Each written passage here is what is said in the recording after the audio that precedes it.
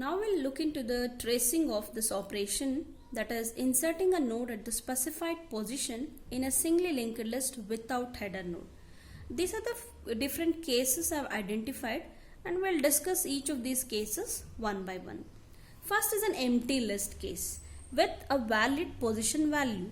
See, if the list is empty, what is a valid position user can enter to insert the new node? It is 1, right? So now we'll see how the code works. We have initialized I to 1 and temp pointer is initialized to the first node address. So if the list is empty, what will be the status of first pointer? It will be null. That means temp gets initialized to null. So what is the condition you have written? Temp not equal to null. Is it true? Temp is null. So first time itself the condition fails. So the control comes outside the for loop, right? And what is the condition you are testing once the loop terminates? You have tested is position entered is 1. Yes, it is true. So if it is so, what you have done? You have written two statements, that is new node of next is equal to first and first is equal to new node. So these are the two statements you had written. So new node of next is equal to first means first pointer is null for the empty list. So new node of next becomes null and first pointer is assigned with the new node address, right? So this is how the code works for the first case. Coming to the second case, where again it is an empty list but the position entered is invalid. So position value is 2 and the list is empty. How your code works, right? Same procedure. We have initialized I to 1 and temp is initialized to null. That since temp is initialized to first and since it is an empty list, temp takes the value null. And we are testing the condition, is temp not null? Temp has reached null. So once the loop terminates for the first time itself, the control comes outside the for loop and we are testing the condition, is position equals 1? No, the position is not 1. Then in the else block, we are testing the condition, is I value equal to the position. So what is the I value? It is 1. Position is 2. Again, this condition is also false. So control goes to the default else block and we are printing the error message that it is an invalid position value, right? This is how the code works for the second case. Coming to the third case, where you have given the position as say 4. What is this position actually? It is the last position. We have assumed that there are 3 nodes in the list and we have written the next position value, that is 4. And we want to insert the new node at this position. If there are n nodes in the list, 1 to n plus 1 are the valid position values user can enter, right? So this is the n plus 1 value user has entered. Now we'll see how to insert. I is initialized to 1 and temp is initialized to the first address of first node. That means temp is pointing to this node. Now we are checking, is temp not null? Yes, it is true. And I not equal to position. Yes, both are satisfied. So we are going to take the address of temp in previous and temp points to next node in the list, right?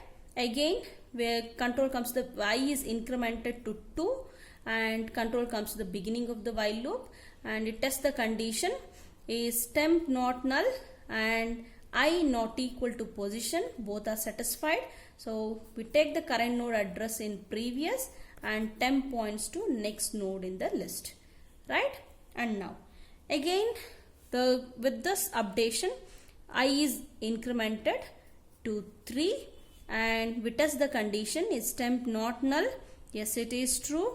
And I not equal to position? Yes, it is true. So control enters the loop for the next time, where current node address is copied to previous and temp is equal to temp of next. Once it is executed, temp takes the value null, since the last node next field is null.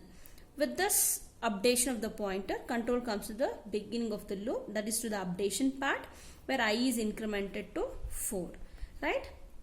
At this point, when we test the condition, is temp not null?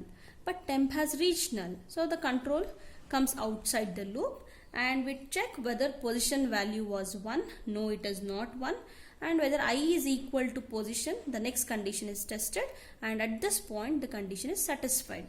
So control enters this else if block where previous pointer. So we are establishing the link between previous node and the new node. Previous of next is equal to new node. This is what the statement we had written. Previous of next is equal to new node, and new node of next is equal to temp. So what is temp at this point? It is null. New node of next is equal to null, right? So this is how we have connected the new node to the end of the list, right? Coming to the next case where we are inserting the data at the first position in the list, right? And the list is non-empty. First two cases we have seen the empty list and position is 1 and 2, and here we are seeing position as 1 itself, but it is a non-empty list, right?